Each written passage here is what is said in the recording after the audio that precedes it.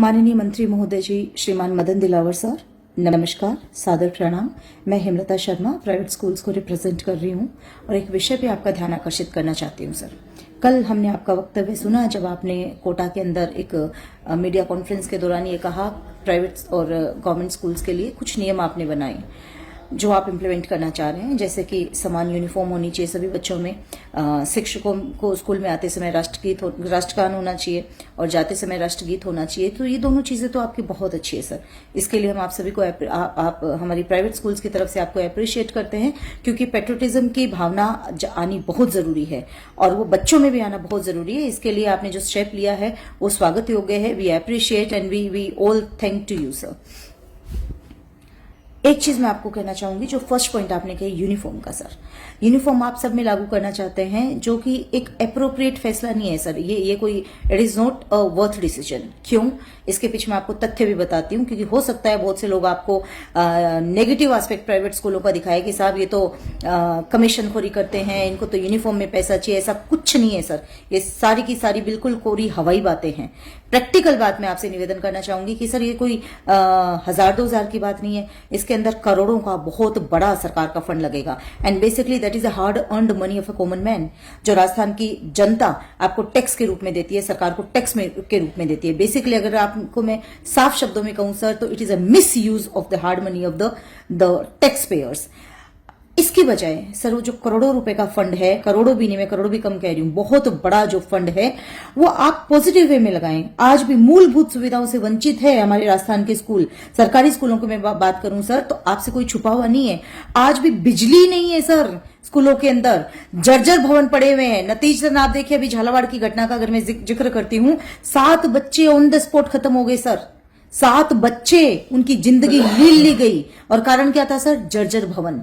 आप, और वो खाली एक झालावाड़ की घटना नहीं है, आप देखिएगा पूरे राजस्थान में आप सर्वे करवाइए सर, और सर्वे में आपको पाए जाएंगे कि सैकड़ी स्कूल ऐसे हैं राजस्थान में, हजारों स्कूल जहां पर भवन सुरक्षित नहीं है सर, वो गिर रहा है, भर भर आके गिर रहा है भवन। आप उस भवन को दुरुस्त कराएं सर उस पैसे से। आप जहां पर बिजली व्यवस्था नहीं है वहां पे कनेक्शन करवाइए सर स्कूलों में। आप डिजिटलाइजेशन की तो बात ही छोड़ दीजिए, आप कंप्यूटर लैब की तो बात ही छोड़ दीजिए सर। वो जो मूलभूत सुविधा है वो उपलब्ध कराएं, बिजली लाएं, उसके बाद में कंप्यूटर्स प्रोवाइड करें, उसके बाद में लेबोरेटरीज प्रोवाइड करें। पर बच्चे आज भी मजबूर है सर तीन शेड के नीचे बैठने के लिए। आज भी राजस्थान का बच्चा मजबूर है पेड़ के नीचे पढ़ने के लिए सर। सो यूनिफॉर्म चेंज करके हमारे लिए कोई बहुत बड़ी उपलब्धि हासिल नहीं होगी सर। मुझे नहीं पता है कि आपको किसने मिसलीड किया है, मिसगाइड किया है, परंतु सर ये आपका स्टेज, आपका डिसीजन गलत हो जाएगा सर। हम आपको दिल से रेस्पेक्ट करते हैं सर, और आपके नेतृत्व में हम राजस्थान को शिक्षा के क्षेत्र में अग्रणी बनाना चाहते हैं सर। लेकिन ये फैसला आपका गलत है सर। उस पैसे का सदुपयोग होना चाहिए सर। हमें भी लगे, हम भी टैक्स पेयर हैं सर, हमें भी लगे कि हमारे उस पैसे का राजस्थान की जनता का सदुपयोग हो रहा है और शिक्षा के क्षेत्र में जा रहा है, सरकारी स्कूलों पे खर्च हो रहा है। इससे बड़ी गर्व की कोई बात नहीं होगी सर। दूसरे विषय पे मैं आपका और ध्यान आकर्षण करना चाहती हूं सर। आरटी का पैसा आरटी एक्ट कानून के अंतर्गत लिखा हुआ है। आप पता नहीं क्यों सर, आपके अधिकारियों ने, आपके विभाग ने शिक्षा कानून की धज्जियां उड़ाने का, चाहे वो सुप्रीम कोर्ट का कानून हो, चाहे वो हाई कोर्ट का हो, डबल बेंच तक के कानून की धज्जियां उड़ाते हैं सर। कंटेम्प्ट ऑफ कोर्ट की श्रेणी में आता है ये बिल्कुल भी सरकार कोर्ट का आदेश नहीं मानते हैं। नंबर 1, मैं आपको जो यूनिफॉर्म वाले मैटर में आपको पुनः आपको बताना चाहूंगी सर कि एक सुप्रीम कोर्ट का फैसला है सर टीएमए पाई का, जिसके अंतर्गत मैं अक्षरशः पढ़ रही हूं उसको, जिसके अंतर्गत सुप्रीम कोर्ट ने अपने फैसले में लिखा हुआ है कि there should be a minimum restrictions on the private schools.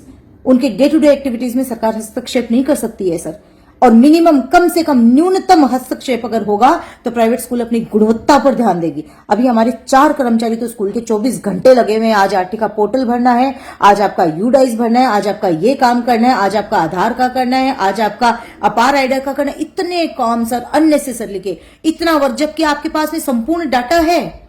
Already आप पोर्टल पे प्राइवेट स्कूलों का एक एक बच्चे का डाटा भरवा चुके हैं, बावजूद उसके इतने सारे काम आते हैं, इतने सारे। आप देखिएगा कितने सर्कुलर आते हैं सर, 1 महीने के आप सर्कुलर काउंट कीजिएगा, रात को 11 बजे आपके अधिकारी सर्कुलर दे देते हैं कि इसको इंप्लीमेंट करो। How it is possible to implement that particular subject morning at 7 o'clock और 6 बजे, 7 बजे भी नहीं, क्योंकि स्कूल की बसें 6 बजे रवाना हो जाती है सर। आप रात को 11 बजे आदेश दिया हुआ है, अब सुबह 6 बजे उसको इम्प्लीमेंटेशन स्कूलों के लिए कैसे होगा सर? ना शिविरा पंचांग टाइम पर है। शिविरा के लिए भी अभी कोर्ट की सुननी पड़ी ना सर सरकार को, जब कोर्ट ने कहा कि भाई ये शिविरा जो प्राइवेट स्कूलों पे लागू ही नहीं होती है, उसके अंदर वर्किंग डेज कितने हैं, प्राइवेट स्कूलों में कितने होने चाहिए, आरटी एक्ट क्या कहता है, नई एजुकेशन पॉलिसी क्या कहती है, उनको सबको दरकिनार करके अधिकारी जो है वो इस प्रकार के नियम कायदे बना देते हैं, आपके सामने पेश कर देते हैं, आपको मिसगाइड कर देते हैं, और कहीं ना कहीं उसमें सरकार की भी बात खराब होती है सर। सो मैं आपसे पुनः ये प्रार्थना करना चाहती हूं सर, हमें कोई नेगेटिव एस्पेक्ट नहीं है, we proud of you sir, आप जैसे शिक्षा मंत्री हमारे राजस्थान में हैं, लेकिन सर इसको थोड़ा पॉजिटिव वे में लीजिएगा। इस प्रकार के जो आदेश हैं वो सही नहीं है, कोई भी कोर्ट में जाएगा, कोर्ट में चैलेंज हो जाएगा आदेश में, आपसे पुनः निवेदन कर रही हूं, लेकिन इसमें हमारी बात खराब होती है, सरकार के सामने सरकार की बात खराब होती है, अननेसेसरी का विवाद बढ़ता है अभिभावकों में, प्राइवेट स्कूलों में, सरकार के मन के विषय में हमारे मन में खटास आती है, वो कोई मतलब वाली बात नहीं है सर। आप आरटी का भुगतान टाइम पे करवाइए सर। आरटी एक्ट में लिखा हुआ है कि पहली किस्त जनवरी में आएगी, दूसरी किस्त अप्रैल में आएगी। 2012 से लेकर आज तक सर हमें कभी भी भुगतान समय पे नहीं मिला है, और केंद्र सरकार से हमने आरटीआई के माध्यम से निकलवाया, उन्होंने नए डेट लिख के दिया है कि समस्त बकाया भुगतान राज्य सरकार को किया जा चुका है, कोई भी पेंडेंसी नहीं है सर। तो जब अगर आपको केंद्र सरकार दे देता है 70% उसका, तो हमें वो भुगतान टाइम पे क्यों नहीं किया जाता है? हमारे उस पैसे का मद दूसरे मदों में क्यों खर्चा किया जाता है सर?